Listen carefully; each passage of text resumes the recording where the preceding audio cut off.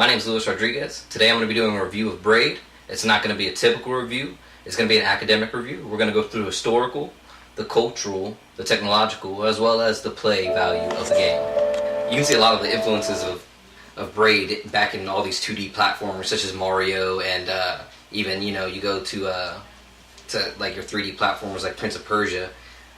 This is definitely where it gets its main mechanic from, its main sort of like gimmick, if one could say, and that's where it really shines.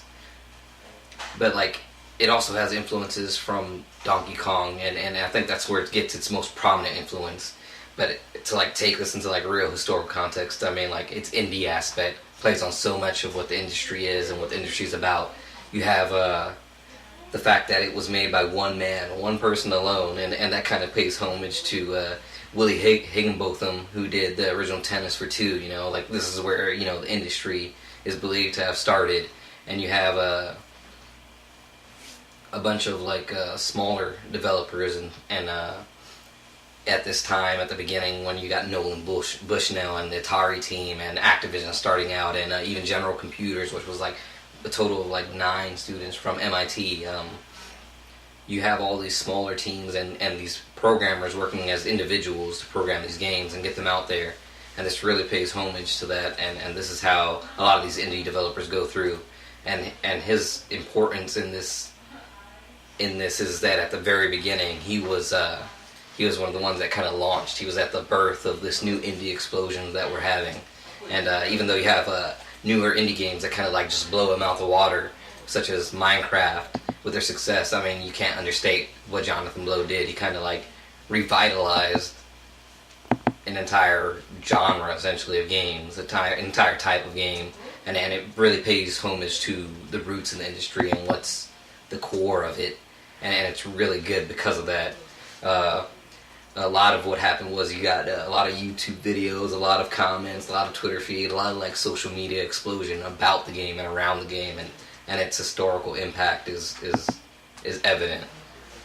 As far as like innovating technologically, it certainly didn't innovate hardware. It came into the cycle of Xbox later on, when Xbox 360 had already been pretty well established, so it's not pushing hardware bounds there, and it certainly doesn't push hardware bounds in the PC. But technologically speaking, on the software side, what it does is pretty amazing. Whereas,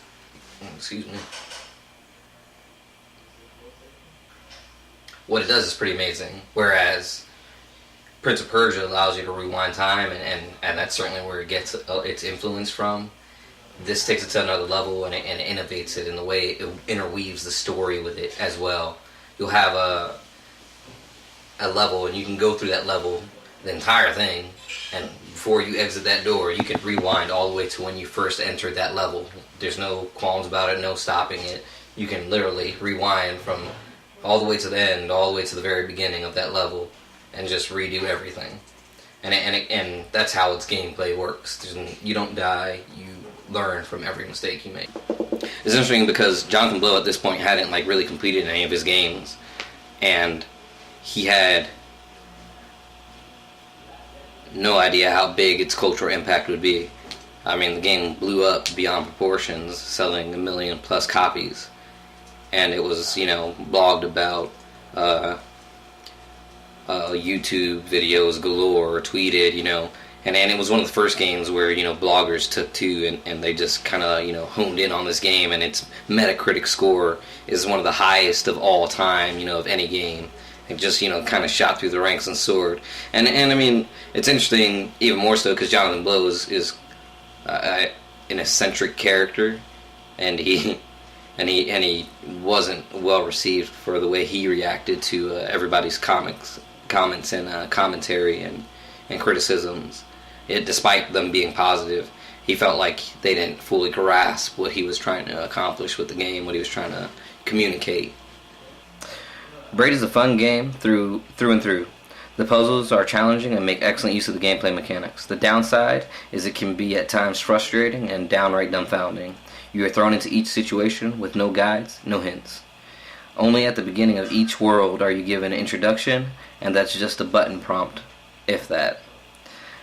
The upside is it's so damn rewarding when you get it right, and you figure out. Final thoughts, final review for the game is I like it. If we're gonna like rate it out of a system, I'd be like 4.5 out of 5. It's a great game.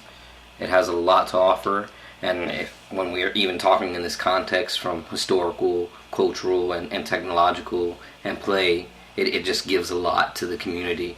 I mean, it pays so much homage to all the classics while redefining and being something new and fresh entirely.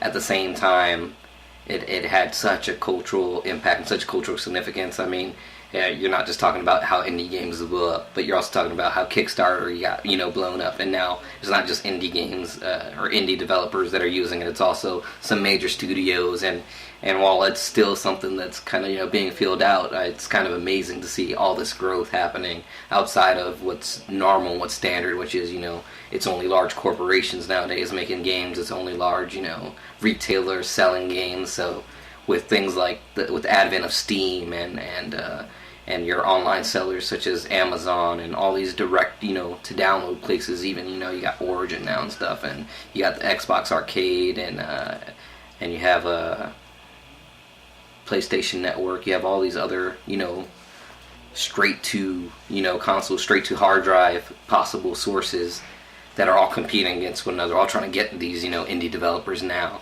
such as That Game Company, who Sony signed right out the gate, and they have them make 3 titles, including their, greatest hit, which was Journey. It's kind of amazing to see that, that Braid was right at the brink of this, right at the forefront when this was all beginning to blow up. And its success, it can't, really be marginalized. It's amazing how it all worked out.